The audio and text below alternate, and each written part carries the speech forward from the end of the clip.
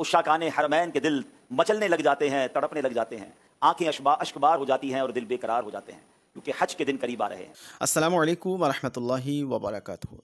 दोस्तों, हज के ताल्लुक़ से कुछ फ़जीलत की बातें मौलाना अब्दुल हबीब अत्तारी साहब से आप समाअत करें।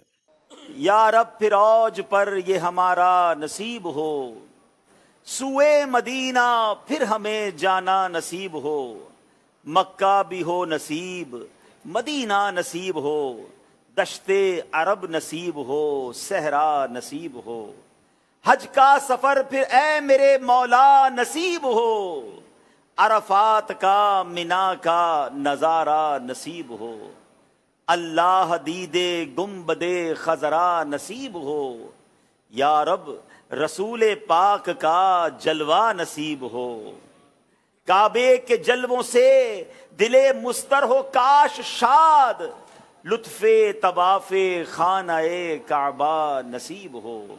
अल्हम्दुलिल्लाह अज़्ज़ा वजल। प्यारे प्यारे इस्लामी भाइयों, मदनी चैनल के नाजरीन, वो दिन करीब आ रहे हैं कि जैसे जैसे वो दिन करीब आते हैं उशाकाने हरमैन के दिल मचलने लग जाते हैं, तड़पने लग जाते हैं, आंखें अश्कबार हो जाती हैं और दिल बेकरार हो जाते हैं, क्योंकि हज के दिन करीब आ रहे हैं। सुभान अल्लाह, इस मुबारक सफ़र में दुरूद पाक नहीं पढ़ेंगे तो कहाँ पढ़ेंगे। आपने इस पूरे सफ़र में ए हाजियों दुरूद पाक को थाम के रखना है। अभी से पढ़ना शुरू कर दें और जैसे ही सफ़र शुरू हो तो सुभान अल्लाह अब इसका विर्द बढ़ा देना है। जितना पढ़ते जाएंगे इसकी बरकतें मिलती चली जाएंगी। अल्लाह अकबर। आप उस सफ़र पर जा रहे हैं जो आम सफ़र नहीं है। हज का सफ़र ये मग़फ़िरत का सफ़र है। हज का सफ़र ये अल्लाह की रहमतों के लूटने का सफ़र है। दुनिया के बहुत सारे सफ़र आपने किए होंगे और लोग करते चले जा रहे हैं, मगर खुदा की कसम हज का सफ़र निराला है। इस सफ़र में मग़फ़िरत का वादा है, इस सफ़र में रहमतों के बरसने का वादा है, इस सफ़र में कैसी कैसी बिशारतें हैं। आइए जो जा रहे हैं उनके ज़ौक़ में इजाफा हो जाए, और जो नहीं जा रहे या जाने की तमन्ना रखते हैं वो मज़ीद अपने शौक़ को बढ़ाएं। इस नीयत से पहले हज के कुछ फ़ज़ाइल सुन लेते हैं। हज़रत सैयदना शिबली रहमतुल्लाहि तआला अलैह फरमाते हैं, हज के दो हुरूफ हैं, हा और जीम। हा से मुराद हिल्म और जीम से मुराद जुर्म है। इससे मुराद यह है कि गोया बंदा ये कहता है, ऐ मेरे रब, मैं तेरे हिल्म और तेरी रहमत की उम्मीद लेकर तेरी बारगाह में अपने जुर्म के साथ हाजिर हूं। अगर तू भी मेरे जुर्म न बख्शेगा तो कौन बख्शेगा।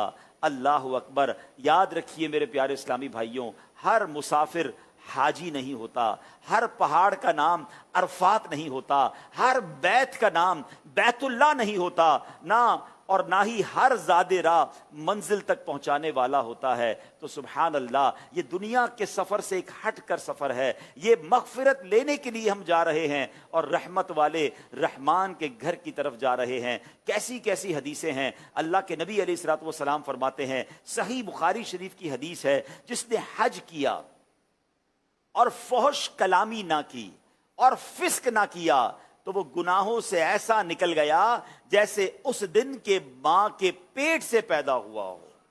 हाय हाय, यानी सारे गुनाह मुआफ हो जाएंगे। मगर ए हाजियों, ये कंडीशन याद रखना कि हज करना है मगर उसमें बुरी बातें नहीं करनी, फहश कलामी नहीं करनी और गुनाह नहीं करना। तो हमें हज के इस सफर में अपनी बुरी आदतों को छोड़कर बल्कि सच्ची तौबा करके जाना है। ऐसा ना हो कि हज पर भी जाएं और वहां लड़ाई झगड़े भी हो रहे हों, वहां गुनाह भी हो रहे हों और माद अल्लाह बुरी बातें भी हो रही हों, और जो इतना बड़ा अजर मिलने वाला है उससे हम महरूम ना रह जाएं। संभल कर पांव रखना हाजियों शहरे मक्का में, कहीं ऐसा ना हो सारा सफर बेकार हो जाए। तो इस सफर को इंशाअल्लाह बड़ी बरकतों के साथ गुजारना है। सुभान अल्लाह। मनकूल है कि अल्लाह अज़्ज़ा वजल ने बैतुल्लाह से वादा फरमाया, अल्लाह ने काबे से वादा फरमाया कि हर साल 6 लाख अफराद उसका हज करेंगे, यानी कम अज कम 6 लाख अफराद उसका हज करेंगे। और अगर कम होंगे किसी साल तो अल्लाह करीम उस कमी को फरिश्तों के जरिए पूरी फरमा देगा और बरोज़े क़यामत काबाए मुशर्रफा पहली रात की दुल्हन की तरह उठाया जाएगा। तो जिन लोगों ने इसका हज किया वो इसके पर्दों के साथ लिटके हुए होंगे और उसके गिर्द चक्कर लगा रहे होंगे, यहां तक कि ये जन्नत में दाखिल होगा तो ये काबे का हज करने वाले भी उसके साथ जन्नत में दाखिल हो जाएंगे। اے حاجیوں آپ کو مبارک ہو، اے کعبہ کا طواف کرنے والوں آپ کو مبارک ہو کہ انشاءاللہ کعبہ اپنے ساتھ جنت میں ہم سب کو لے کر جائے گا۔ اور سبحان اللہ، مکہ پاک کی حاضری، کعبہ شریف کی حاضری کتنی مبارک ہے کہ کعبے کو دیکھتے رہیں تو بھی برکتیں ہیں، طواف کریں تو بھی رحمتیں چھماچم برستی ہیں۔ حدیث پاک میں آتا ہے ہر رات اللہ کریم اہل زمین کی طرف نظر فرماتا ہے اور سب سے پہلے اہل حرم کی طرف نظر فرماتا ہے، اور اہل حرم میں سب سے پہلے مسجد الحرام والوں پر نظر فرماتا ہے، پھر جس کو طواف کرتے ہوئے پاتا ہے اسے بخش دیتا ہے، جسے نماز میں مشغول پاتا ہے اس کی بھی مغفرت فرما دیتا ہے، اور جسے کعبے کی طرف رخ کیے ہوئے پاتا ہے اسے بھی معاف فرما دیتا ہے۔ یعنی کعبے کا دیدار بھی کمال ہے۔ اے میرے حاجیوں، آپ نے خوب اپنا وقت جو ہے وہ مسجد الحرام میں گزارنا ہے۔ مکہ پاک میں جب تک رہیں جتنا ہو سکے مسجد الحرام میں وقت گزاریں، اور جب مدینہ منورہ کی حاضری ہو تو جتنا وقت ہو وہ مسجد نبوی میں گزاریں۔ حضرت سیدنا عبداللہ ابن عباس رضی اللہ تعالیٰ عنہ سے مروی ہے کہ حضور سید المبلغین جناب رحمت للعالمین صلی اللہ علیہ وسلم کا فرمان عالی شان ہے، اس بیت اللہ شریف پر ہر دن 120 رحمتیں نازل ہوتی ہیں، 60 طواف کرنے والوں کے لیے، 40 نماز پڑھنے والوں کے لیے، اور 20 کعبہ شریف کو دیکھنے والوں کے لیے نازل ہوتی ہیں۔ یعنی کعبے کا دیدار بھی کر رہے ہیں تو آپ پر رحمتیں برس رہی ہیں، مگر کرنا یہ ہے کہ ہم نے خوب طواف کرنے ہیں۔ یاد رکھیے گا، اپنے وطن میں آپ بہت ساری عبادتیں کر سکتے ہیں، آپ نماز پڑھ سکتے ہیں، روزہ رکھ سکتے ہیں، تلاوت کر سکتے ہیں، نوافل پڑھ سکتے ہیں، مگر یاد رہے طواف کہیں اور نہیں کر سکتے۔ کعبہ صرف مکہ مکرمہ میں ہے، تو جب مکہ پاک جائیں تو الٹیمیٹ گول یہ ہونا چاہیے، اہم ترین آپ کا جذبہ یہ ہونا چاہیے کہ میں نے زیادہ سے زیادہ طواف کرنے ہیں، اور یہ تو آزاد گھر ہے۔ جی ہاں، کعبے کو بیت اللہ کو عتیق بھی کہا جاتا ہے، اور اس کو کیوں کہا جاتا ہے کہ اللہ عز و جل نے اسے زمین سے 2000 سال پہلے پیدا فرمایا، اور اس کو ظالم اور جابر لوگوں کے قبضے سے آزاد رکھا، اور اس پر کسی ظالم و جابر کو مسلط نہ کیا۔ جس نے بھی برا ارادہ کیا کعبے کے بارے میں وہ ہلاک کر دیا گیا۔ حضرت ابوبکر واسطی رحمت اللہ تعالی علیہ فرماتے ہیں اس کو عتیق کہنے کی یعنی آزاد کہنے کی ایک وجہ یہ بھی ہے کہ جس نے بھی اس کا طواف کیا وہ جہنم سے آزاد ہو گیا۔ اچھا، ایک بڑی مبارک ہستی بھی ہیں جن کو عتیق کہا جاتا ہے، امیر المومنین سیدنا ابوبکر صدیق رضی اللہ تعالیٰ عنہ، مسلمانوں کے جو پہلے خلیفہ ہیں۔ فرمایا علماء نے جو شخص نماز میں قبلے کی طرف رخ نہ کرے اس کی نماز قبول نہیں، اور جو امیر المومنین سیدنا ابوبکر صدیق رضی اللہ تعالیٰ عنہ کی ولایت کی گواہی نہ دے اس کی زکوٰۃ قبول نہیں۔ تو یہ مرتبہ سیدنا صدیق اکبر رضی اللہ تعالیٰ عنہ کا بھی ہے۔ اب میرے پیارے اسلامی بھائیوں، ایک اور کمال کی بات، سبحان اللہ، اے حاجیوں آپ کو مبارک ہو، یہ سفر آپ ویسے ہی نہیں کر رہے۔ کچھ لوگ سمجھتے ہیں میرے پاس پیسے آ گئے، فلاں BC کھل گئی، فلاں جناب میرا پلاٹ بک گیا، اور جناب یہ پیسے جمع ہو گئے تو میں حج پر جا رہا ہوں۔ نہیں جناب، یہ سفر پیسوں سے نہیں، یہ سفر دنیا کے اسباب سے نہیں، یہ اللہ کی رحمت سے ہوتا ہے۔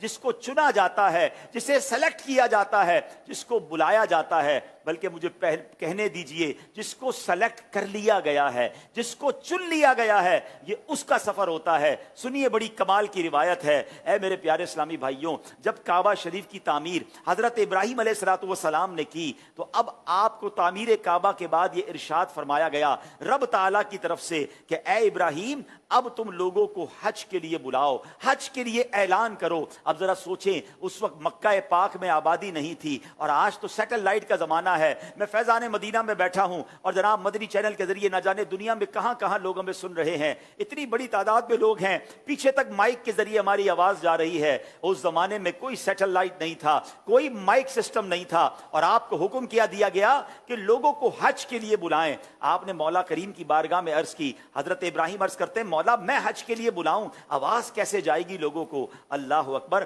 ارشاد ہوا اے ابراہیم تیرا کام ندا کرنا ہے، پہنچانا ہماری ذمہ داری ہے۔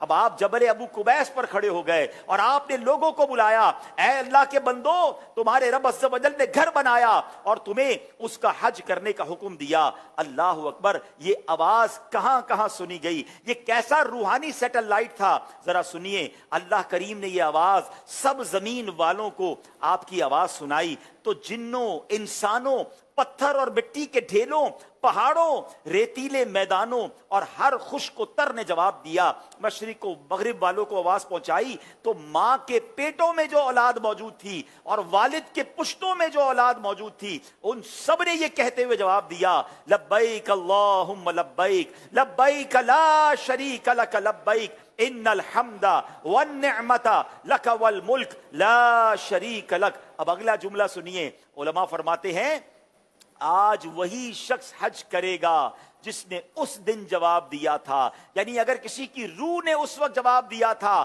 اور ایک بار لبیک کہا تھا تو وہ ایک بار حج کرے گا، 2 مرتبہ اس وقت لبیک کہا تھا تو 2 بار حج کرے گا۔ جس نے جتنی بار لبیک کہا تھا وہ اتنی بار حج کرے گا۔ اے حاجیوں، آپ کو مبارک ہو جو حج کر چکے اور جو حج پر جا رہے ہیں، اللہ آپ کو خیر سے حج نصیب فرمائے۔ اس کا مطلب یہ ہوا ہم اللہ کا جتنا شکر ادا کرے وہ کم ہے کہ ہزاروں سال پہلے حضرت ابراہیم علیہ السلام کی اس پکار پر ہماری روح نے لبیک کہا تھا۔ اے رب کریم، ہمیں بار بار حج کی سعادت نصیب فرما اور ہمیں حج مقبول بھی نصیب فرما۔